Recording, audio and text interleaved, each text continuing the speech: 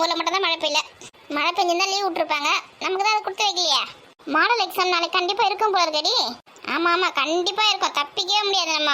ஐயோ மழை பெய்யக்கூடாது, நாளைக்கு காலையில மழை வருமா வராத கொஞ்சம் செய்தியை பாருண்டி. ஏன்டி இவ்வளவு நேரம் டிவி முன்னாடி தான் உட்காந்துட்டு வரேன். லேசாக மழை பெய்ய வாய்ப்பு உள்ளதுதான் சொல்லிருக்காங்க. லேசாவா? லேசாலாம் மழை பெஞ்சா லீவ் விட மாட்டாங்களே. இவன் எங்க என்ன பண்ணிருக்கா? மத்த பிடிச்சிங்க யாடி அது? எங்க அக்காடி. என்னவா உங்க அக்காக்க? அது ஒன்றும் இல்லை, கல்யாண பேச்சு பேசிட்டு போனாங்களே, அதுல இருந்து மேடம் வந்து இந்த மாதிரி இருக்காங்க. மரத்துக்கிட்ட நின்று மரத்தை பார்த்து பேசிருக்கா. என்னாச்சுன்னு பாரு. பாக்குறேன். இந்த இம்பார்ட்டன்ட் கொஸ்டின் எதுனா இருந்தா கொஞ்சம் அனுப்பிச்சு விடுடி. என்னுடைய புக்கு ஃபுல்லாவே இம்பார்ட்டன்ட் தாண்டி, படி புக்கு ஃபுல்லா. என்னுடைய புக்கு ஃபுல்லாலாம் படிக்கிறது சாத்தியம் இருக்கா? 2 பேஜஸ் படிக்கிறதுக்குள்ள 2 நாள் ஆகி போயிடுமே. நான் எங்க இந்த புக்கு ஃபுல்லா படிக்கிறது? நானே இப்பதாண்டி கால்வாசி புக்கு படிச்சு முடிச்சிருக்கேன். இன்னும் முக்காவாசி படிக்கணும். வை போன வை. இவன் மட்டும் எப்படிதான் படிக்கிறாளோ தெரியல. நமக்கு 2 பேஜஸ் படிக்கிறதுக்குள்ள நாக்கு தள்ளி போகுது. மரத்தை நடி பண்ணிருக்கா? மரமா இது? என்ன ஆச்சு உனக்கு? இனி அருண் வீட்டுக்கு போயிருப்பானே நேரத்துக்கு. அவன் நம்ம ஊர்ல இருந்து பக்கத்து ஊர்ல தான் இருக்கிறான். 10 நிமிஷத்துல அவங்க வீட்டுக்கு போயிடலாம். அவங்களாம் எப்பயே போயிட்டு இருப்பாங்க. ஒரு ஃபோன் பண்ணி சொன்னா பத்தியா வீட்டுக்கு போயிட்டேன்னு சொல்லிட்டு. ஆமா அவன் வீட்டுக்கு போயிட்டான்னு சொல்லிட்டு உனக்கு எதுக்கு அவன் ஃபோன் பண்ணி சொல்லணும்? உன்ன மாதிரி ஒரு ஆளெல்லாம் கூட வச்சுக்கணும் நான் தான் பண்றது. அம்மா உன்னை கூப்பிட்டாங்க பாரு, அங்க சாமான் கழுவணுமா. வா. அவன் ஃபோன் பண்ணல, இவன் ஃபோன் பண்ணல. இருக்கிற வேலை செய்யறதுக்கு நமக்கு டைம் இல்லையா? இதை விட காதல் தேவைப்படுதா? காதல் இங்க என்ன சீக்கிரமா கல்யாணம் பண்ணி இதுவும் துரத்தி விடுறாங்களா? வீட்டுல வச்சு நீ இன்சமா ரொம்ப பேசாதப்போ. இந்த வானத்தை பார்த்தா மழை வர மாதிரி தெரியல. மழைலாம் முடிஞ்சிச்சா? எப்படி காலேஜ் லீவ் போடலானே சுத்தினரு. இடே நாளைக்கு வர மாடல் எக்ஸாம். ஒண்ணு கூட நான் படிக்கவே இல்லை தெரியுமா? படிக்காத, நீ எதுக்கு படிக்க போற? நல்லா ஆட்டம் போட்டு தீபாவளிக்கு பட்டாசு அடிக்கிறேன், அங்க போறேன் இங்க போறேன்னு. நீ அந்த புக்கை பார்த்தாலே ஜுரம் வந்துடுது. எவ்வளவு பெருசா இருக்குது புக்கு. எப்படிதான் நீ எல்லாம் படிச்சு பாஸ் ஆனா தெரியல. கஷ்டம் நினைச்சு படிச்சுன்னு வச்சுக்கேன், உன் மண்டையில எதுவுமே ஏறாது. இஷ்டப்பட்டு படி, புரிஞ்சு படி, ஏறும் மண்டையில. நீ ஈஸியா சொல்லிடுறமா, மண்டையில ஏற மாட்டேது. நானும் உட்காந்து படிக்கிறேன், நடந்து படிக்கிறேன், படுத்துன்னு படிக்கிறேன், உருண்டும் படிக்கிறேன், ஏறவே மாட்டேங்குது மண்டையில. என்னதான் பண்றதுன்னு எனக்கு ஒன்றும் புரிய மாட்டேங்குது. நாளைக்கு வேற விஜய் மேமோட சப்ஜெக்ட். மார்க் மட்டும் கம்மியாச்சுன்னு வச்சுக்கேன், அவ்வளோதான் தொலைஞ்சேன் நான். ஓ, மற்ற சப்ஜெக்ட்லாம் மட்டும் படிச்சிட்டியா? இல்லடி எதுவுமே படிக்கல. நீலாம் எதுக்கு காலேஜுக்கு போற? பேசாம மாடு மேய்க்கிறதுக்கு போய. அதான் நானும் யோசிச்சு நிற்கேன், படிக்கிறத விட அதுவே ஈஸி இல்லை. ஆனால் நம்ம வீட்டில் தான் மாடே இல்லையே. சித்தி வீட்டில் ஒரு மாடு இருக்குது. நான் அம்மா கிட்ட சொல்லி ஒரு 2 மாடு வாங்க சொல்லலாம். 3 மாடு போதுமா உனக்கு?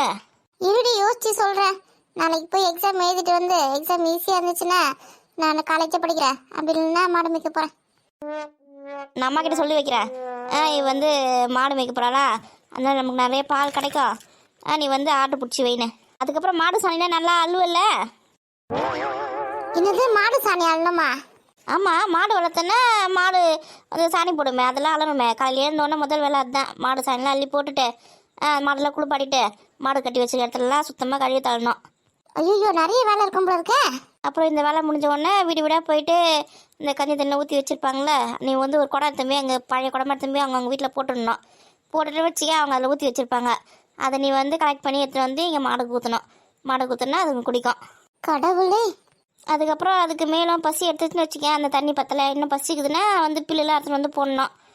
பில்லுலாம் வந்து நம்ம ஊர் சுற்றி இருக்குது, அது மேய்ஞ்சிடும். அதில் வந்து போட வேண்டிய வேலை கிடையாது. இந்த மாடு சாணி ஆடுறது, இந்த கஞ்சி தண்ணி எடுத்துகிட்டு வந்து ஊற்றுறது, மாடு குளிப்பாட்டுறது, அப்புறம் மாடு கட்டி போட்டு எடுத்து கழுவி தள்ளுறது, பெருக்கிறது, இதெல்லாம் நினச்சாதான் கொஞ்சம் எனக்கு கஷ்டமாக இருக்குது. கஷ்டம்னு பார்த்தா எப்படி?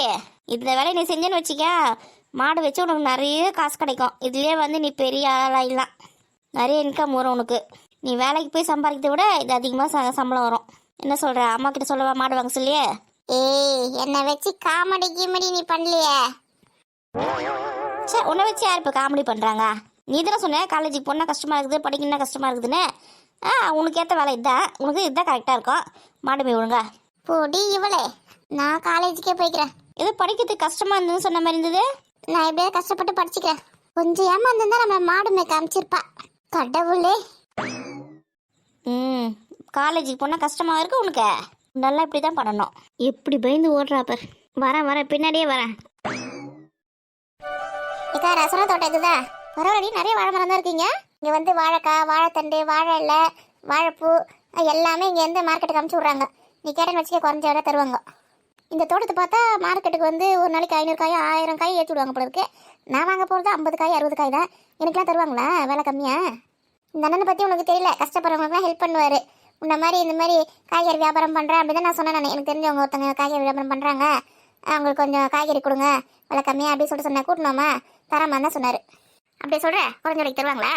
தருவாங்க சொல்லி தான் கூட்டு வந்திருக்கேன். திரும்ப தருவாங்களான்னா கேட்டால் தானே அர்த்தம். ஒரு 200-300 காய் வாங்கினா கூட ஒரு டிஸ்கவுண்ட் பண்ணி கொஞ்சம் ரேட் கம்மி பண்ணி தருவாங்க அப்படின்னு சொல்லலாம். நான் வாங்க போது 50 காயோ 60 காயோ தள்ளுபடி பண்ணி தருவாங்களா? இப்போ சும்மா இந்த கேள்வியை கேட்டு இருக்காதா? வா முதல்ல அங்கே போய் அந்த நேரம் பார்க்கலாம். இருக்கிற வேலையெல்லாம் விட்டுட்டு உன் கூட வந்த பத்தியா எனக்கு இதுவும் வேணும், இதுக்கு மேலே வேணும். சரி கோவப்படாதரி. நான் தான் அப்போ சொல்லி இருக்கிற வேலை கம்மி பண்ணி தருவாங்கன்னு. தருவாங்களா திரும்ப அதே கேள்வி கேட்டு இருந்தா மனுஷனுக்கு கோவம் வருதுல்ல. சரி கோவப்படாத. என்னம்மா இங்க ஒரே சத்தமா இருக்கு? அந்த அண்ணன் வந்துட்டு இருப்பார். அண்ணே நான் சொன்னேன்னே ஒரு தொழிலதிபர் வராங்க காய்கறி வியாபாரின்னு, அவங்க இவங்க தான். வணக்கம் சொல்லு அண்ணனுக்கு. வணக்கண்ணே. வணக்கம்மா. இங்க பாருங்கண்ணே, இவங்க வந்து வியாபாரம் வந்து நல்லா சூப்பராக பார்க்குறாங்க. அதனால சந்தையில் போய் வாங்கினா உங்களுக்கு கட்டுப்படி ஆக மாட்டேங்குது. அதனால உங்ககிட்ட வாழைக்காய், இந்த வாழைத்தண்டு, வாழைப்பூவு, அப்புறம் வாழை இலை, அப்புறம் என்னென்ன இருக்குதோ எல்லாமே இவங்களுக்கு வந்து குறைஞ்ச விலையில கொடுங்க. எனக்கு அவங்களுக்கு எவ்வளோ கம்மி ரேட்டில் வேணும் சொல்லு. இல்லை அவங்க எவ்வளோ விலை சொல்கிறாங்க முதல்ல பார்க்கணும்ல. ஆமாம் அது சரியில்லை. என்ன ஒரு வாழைக்காய் எவ்வளோண்ணே தரீங்க? ஏம்மா எங்ககிட்ட வந்து சந்தையை விட ஒரு 2 ரூபாய் கம்மியாக தாம்மா தருவோம். ஏதாவது 2 ரூபாய் தான் கம்மி தருவீங்களா? என்ன காய்கறி எப்படி சொல்கிறாரு? 2 ரூபாய் கம்மி பண்ணி தருவாரா? போதுமா உனக்கு? இரு பேசலாம். பேசு. ஏன்னா இந்த அக்கா பாவம், கஷ்டப்படுற குடும்பம், இப்போதான் ஒரு பெரிய தொழிலதிபராக அவ்வளோ சொல்லிட்டு முயற்சி எடுத்துருக்காங்க. நீங்கள் பார்த்து கொஞ்சம் ஹெல்ப் பண்ணுங்கண்ணே. ஏம்மா இங்கே வந்து வாங்குற வியாபாரிங்களுக்குலாம் நான் அப்படி கணக்கு பண்ணி கொடுக்குறேன். ஒரு காய் விற்றா 2 ரூபாய் லாபம் கிடைக்குது, 10 காய் விற்றா 20 ரூபாய் லாபம் கிடைக்குது, 100 காய் விற்றா 200 ரூபாய் லாபம் கிடைக்குது. இது போதாதாம்மா? இதுக்கு மேலே நான் என்னம்மா கம்மி பண்ணி தரது? நானும் விவசாயத்தில் நானும் வந்து இதுக்கு வந்து தண்ணி ஊற்றுறேன், முறம் போடுறேன், ஆளுங்களை வச்சு இந்த இலெல்லாம் வெட்டுறேன், காயெல்லாம் வெட்டுறதுக்குலாம் ஆள் வச்சுருக்கேன், அவங்களுக்குலாம் சம்பளம் தரணும். எனக்கும் கட்டுப்படி ஆகணும் இல்லைம்மா? நீ தான் தூண் மாதிரி நின்றுக்க பேச. இங்கே பேர் பேசினா கம்மி பண்ணுவாங்க. கம்மி நின்று வச்சுக்க. அவங்க சொல்கிற வேலை தான் வாங்கி போனோம். அப்புறம் அவங்களுக்கு கட்டுப்படி ஆகுமா சொல்லு. என்னம்மா சொல்கிறீங்க? வேணுமா வேணாவா? எனக்கு நிறைய வேலை இருக்குமா? சந்தையிலேருந்து வேறு ஆர்டர் வந்துருக்குது, வண்டி வேறு வந்துடும், நான் வேறு எல்லாத்தையும் அறுத்து வச்சுக்க அனுப்புவேனவா? இந்த ஒரு நிமிஷங்கண்ணே. என்னக்கா சொல்கிற? வேணுமா வேணாமா உனக்கு? பேசி நிற்கும். சட்டை போட்டு பேசி முடிவெடுங்கம்மா. என்னம்மா யோசிச்சு நிற்குங்க? சந்தையில் வந்து ஒரு காய் உங்களுக்கு 8 ரூபான்னு தராங்களா? நான் வந்து 6 ரூபான்னு தரேன். சரி உங்களுக்கு அப்படி விற்றீங்கன்னா கூட, நீங்கள் 10 ரூபான்னு விற்றீங்கன்னா கூட உங்களுக்கு 4 ரூபாய் லாபம் கிடைக்குது இல்லைம்மா? நீங்கள் சந்தைக்கு இங்கேருந்து போய் வாங்கின்னு வரணும். நான் வந்து நீங்கள் எங்கே கடை வச்சிருக்கீங்கன்னு சொல்லுங்கள், உங்களுக்கு நான் அங்கேயே எடுத்துகிட்டு வந்து இறக்கிடுவேன். இதுக்கு மேலே நான் என்ன பண்ண முடியும் சொல்லுங்கள்? ஏதோ புதுசாக தொழில் ஆரம்பிச்சிருக்கீங்கன்றதுனால தான் இதில், இல்லைன்னா நீங்கள் தான் வந்து இங்கே வந்து வாங்கி போனோம் தினமும். சரி வளரவங்களுக்கு நம்மளும் ஒரு வழி காட்டுவோம், நல்ல ஒரு வாய்ப்பு கொடுக்கலாம் அப்படி சொல்லிட்டு தான் நான் இவ்வளோ இறங்கி வரேன். சரிங்கண்ணே. அப்போ ஒரு காய் வந்து 6 ரூபான்னு கொடுக்குறீங்களாண்ணே? சரிம்மா, உன்னை பார்த்தா ரொம்ப பாவமாக இருக்குது. ஒரு காய் வேணா 5 ரூபான்னு போட்டுக்கலாம். இந்த மாதிரினே சரியா? ரொம்ப சந்தோஷங்கண்ணே. என்னக்கா ஒரு காய் 5 ரூபாவா? எத்தனை காய் வேணும் சொல்லிடு. ஏன்னா எனக்கு தினமும் ஒரு 50 காய் வேணுண்ணே. அதுக்கப்புறம் வாழைத்தண்டு, அதுக்கப்புறம் வாழைப்பூலாவும் வேணும். எல்லாமே பார்த்து குறைஞ்ச விலையில போட்டு தரமா? கடை எங்கம்மா போட்டிருக்கீங்க? நம்ம ஊரில் ஸ்கூல் இருக்குல்லண்ணே, ஸ்கூல் வாசலில் தான் சாயங்காலமான கடை போடுவேன். ஒரு 3 மணிக்கு எடுத்து வந்து கொடுத்தீங்கன்னா கூட போதும் எனக்கு. சரிம்மா, வாழைப்பூ வாழைத்தண்டுலாம் எவ்வளோ வேணும், ஏது வேணும் அப்படின்னு சொல்லிட்டு போயிடுங்க. தம்பி இருப்பான் பாருங்க, உங்ககிட்ட இருந்தானே ஒரு பையன். என்ன டவுசர் போட்டு இருந்தானே அவன் தானே? அவன்தாம்மா. அவன்கிட்ட எத்தனை வாழைக்காய், எத்தனை வாழைத்தண்டு, எத்தனை வாழைப்பூ, வாழை இலை வேணுமா என்ன? வாழைல இப்போ வேணாண்ணே. வாழைல வந்து ஏதாவது பண்டிகை வந்துச்சுன்னா அப்போ சொல்கிறேன், அப்போ மட்டும் கொடுங்க. சரி, மற்றதுல என்னென்ன வேணும், எவ்வளோ வேணும்னு எழுதி கொடுத்துருப்பாங்க. உங்களுக்கு கம்மியான விலையில நான் கொடுத்து அனுப்புகிறேன். இல்லை உங்களை நான் எங்கேயும் பார்த்துருக்கேண்ணே. சந்தையில் எங்கன்னா பார்த்துட்டுப்பீங்கம்மா? இல்லைண்ணே, வேற எங்கேயும் நான் பார்த்துருக்கேண்ணே. உங்களுக்கு தெரியுமா இது முன்னாடியே? எங்கேயும் பார்த்த ஞாபகம் தான் இருக்கு எனக்கு. எங்கே நல்லா யோசிச்சு பாரு, அதை வச்சு ஒரு இன்னும் 2 ரூபா கம்மி பண்ணலாம். உன் கூட படிச்சு வரேன். இல்லடி வேற எங்க பார்த்த? சரி யோசி. எனக்கு கூட உங்களை எங்கேயோ பார்த்த மாதிரி தாம்மா இருக்கேன். இம்மா நீங்கள் வந்து லோகோட தங்கச்சி தானேம்மா? ஞாபகம் வந்துச்சு போல இருக்கேன். ஆமா லோகோட தங்கச்சி தான் நானே. அண்ணன் எப்படிமா இருக்காரு? நல்லா இருக்காருண்ணே. பார்த்து ரொம்ப நாளாச்சு. அவங்க அண்ணன் எப்படி தெரியும் உங்களுக்கு? நாங்களாம் ஒன்னா படிச்சவங்கம்மா. அப்படியா? வாழைக்கடை ஒரு 2 ரூபா கம்மி பண்ணிக்க முடியுமா? ஏம்மா நானே ஏற்கனவே எவ்வளோ கம்மி பண்ணியிருக்கிறேம்மா. இதுக்கு மேலே நான் கம்மி பண்ணால் உங்களுக்கு ஃப்ரீயாக தான் தரணும். சரி கோப்படாதீங்க. ஏம்மா உங்கள் அண்ணனே நிறைய தோட்டம் வச்சுருக்கானே, வாழைக்காலாம் அங்கேயே வாங்கிக்கலாமே, தேவையான காய்கறிலாம் அங்கேயே வாங்கிக்கலாமே. நீ எதுக்கு சந்தையில் போய் வாங்குற? வாழைக்காய் வந்து இங்கே வந்து கேட்டுன்னு இருக்க? யாராவது வெண்ணெய் வச்சு நெய் கலைவாங்களா? ஏன்னா 1000 தான் இருந்தாலும் வியாபாரம்னு வந்துட்டா நம்ம வந்து தனியாக செய்யறதுனா நல்லது. நான் போய் தினமும் அங்கே போயிட்டு வாழைக்காய் வேணும், அது வேணும், இது வேணும் வாங்கி வரேன். காசு கொடுத்து தான் வாங்கி வரேன்னு வச்சுக்கோங்களேன். பாங்களுக்கு என்ன நினைப்பாங்க, அண்ணன் ஃப்ரீயாக கொடுத்து அனுப்புறாங்க போல தங்கச்சி எத்தமே அதை விற்று வியாபாரம் பண்ணி காசு நல்லா சம்பாதிக்கிறா அப்படின்னு நினைப்பாங்க. ஊருக்காரங்க நினைக்கிறதுக்கிட்டும் என்னைக்காரி அப்படி தான் நினைக்கும். அதனால தான் நமக்கு எதுக்கு வம்பு, நம்ம காசு கொடுத்து வெளியிலேயே பொருள் வாங்கிக்கலாம் அப்படின்னு சொல்லிட்டு தான் நான் வந்து சந்தையிலையும் அங்கங்கே விவசாயம் பண்ணுறதுலையும் கம்மியாக வேலை கிடைக்குதுன்னு பார்த்து வாங்கி வியாபாரம் பண்ணியிருக்கேன். அப்படியாம்மா, நீ சொல்கிறது சரிதான். ஊர் ஜனம் 1ன்னா 9ன்னு கண்ணு மூக்கு காதெல்லாம் வச்சு பேசிடும். ஃப்ரீயாக கொடுத்துருக்காங்க போல தங்கச்சிக்கு. நீ சொல்கிறது கரெக்ட் தான்.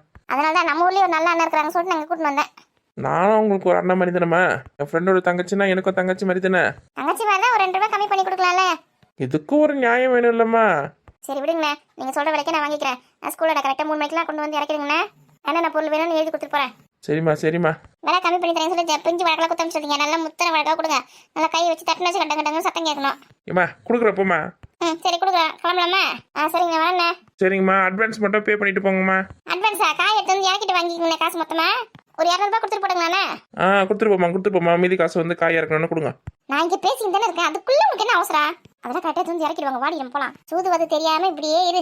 அட்வான்ஸ் கொடுத்துட்டு வந்துட்டு அவங்க காயை தந்து இறக்கணும் என்ன பண்ணுவேன்? வேண்டிய வியாபாரிங்களாம் சொன்ன மக்கள் கரெக்டாக காப்பாற்றுவாங்க.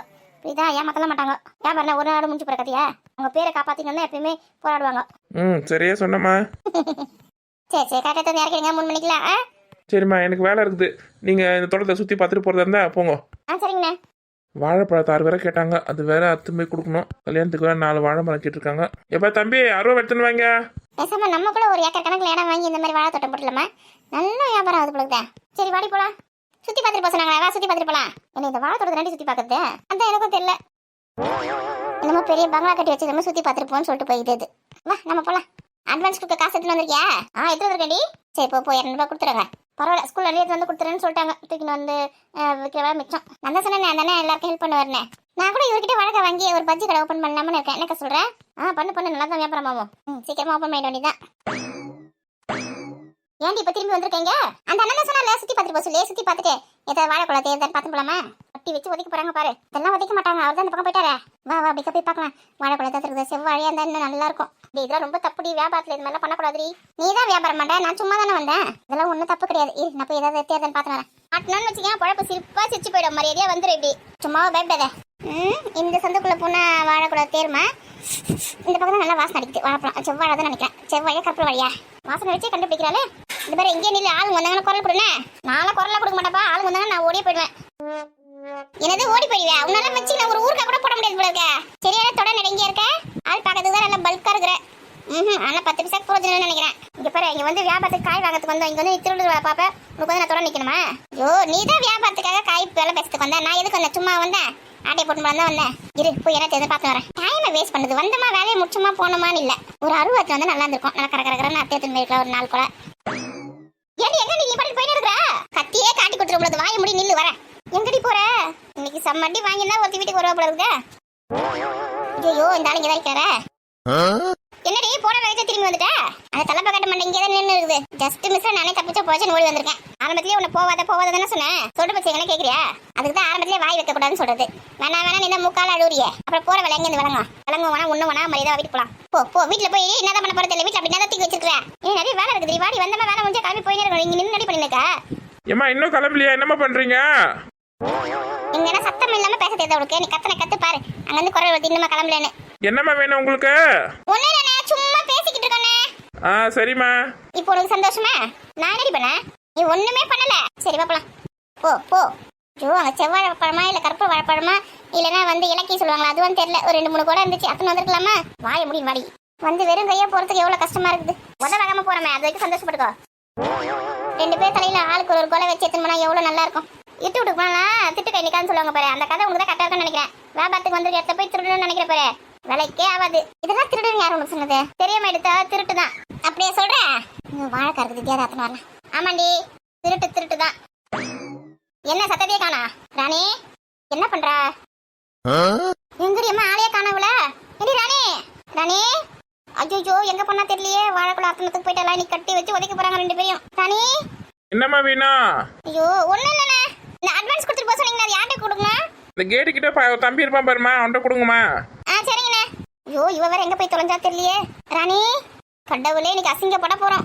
எங்கன்னா சும்மா இருக்குதுங்களா வந்தா? அந்த அண்ணன் நம்மளுக்கு வந்து பாவம் பார்த்து விலைலாம் கம்மியா தரமா காயெல்லாம் சொல்லியிருக்காரு. இவ சுத்தமா கெடுத்துருவா பழகுது மொத்தமா. அடே வாடி சீக்கிரம். எங்க இருக்கிறான்னு தெரியல. எந்த பக்கம் பூந்து போனான்னு தெரியலையே. கடவுளே எம்மா, ஒரு வாழைக்காய் கூட அறக்க முடியல. நீ அப்படி பாக்குற? என்ன இந்த மாதிரி வேலை வச்சுக்காத உங்க சொல்லி தானே இருக்கேன். எதுக்கு தைசா போயிட்டு வர நீ? ஒரு வாழைக்காய் கூட அறக்க முடியல. எல்லாம் ஹைட் மரமா இருக்குது. இந்த பப்பாளி பழம் சின்ன மரத்துல காய்க்குமா? அந்த மாதிரி இந்த வாழைக்கெல்லாம் காய்க்காத.